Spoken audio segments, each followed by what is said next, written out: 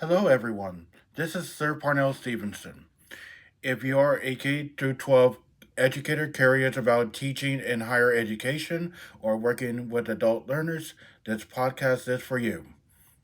Today, we will explore andragogy, how adult, how adults learn, and what makes it different from K through 12 pedagogy, and how you can successfully make that transition. So the first thing that we're going to talk about is what is andragogy. So andragogy, which is a concept popularized by Malcolm Knowles, is the theory and practice of adult learning. While pedagogy in K through 12 settings often assumes that learners are dependent on the teacher, andragogy assumes adults are self-directed, bring prior life and professional experiences, and are goal oriented and relevance driven. In K 12 classrooms, teachers typically decide what is learned, how it's learned, and when it's assessed. In adult learning environments like colleges, credential programs, or professional development, learners are learners expect to collaborate, question content, and immediately apply learning to real world problems. This shift can feel uncomfortable at first, especially for educators used to structured pacing guides and standardized assessments, but it is also incredibly empowering. The next thing that we're going to talk about is best practices and andragogy. Here are three key andragogical best practices that consistently improve adult learning outcomes. 1. Problem centered learning. Adults learn best when content is framed around authentic problems. Instead of abstract theory, use case studies, simulations, or real workplace challenges.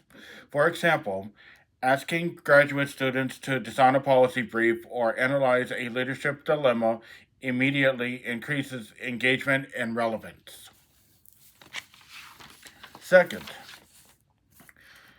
leveraging learners' experiences.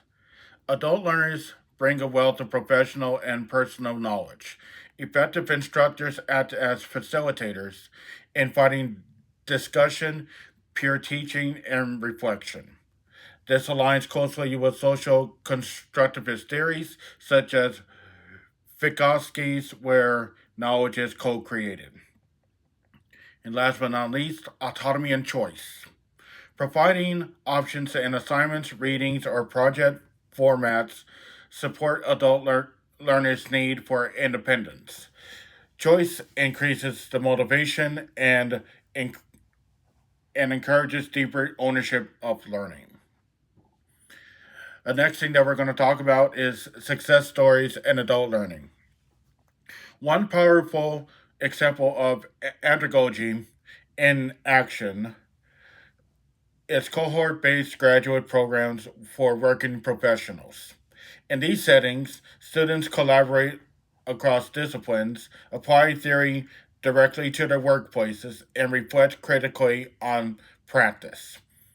I've also seen professional development workshops transform where facilitators shift from lecture heavy formats to inquiry based dialogue, where participants co design solutions and leave with immediately usable strategies. These environments don't just transmit knowledge, they build professional identity and confidence. Well, the next one is segment four, which is personal concerns and reflections. As someone rooted in K 12 education, one of my hesitations about pursuing instructional expertise and andragogy is letting go of control. Adult learning requires trust, and trusting learners to guide discussions, challenge ideas, and take responsibilities for outcomes. There is also the challenge of navigating diverse adult motivations, time constraints, and expectations. However, these concerns are outweighed by the opportunity to engage learners as equals and partners in knowledge creation. In conclusion, transitioning into higher education or adult learning isn't about abandoning your K through 12 skills, it is about evolving them. By embracing andragogy, you can create learning spaces that are collaborative, relevant, and deeply transformative. Thank you for listening, and good night.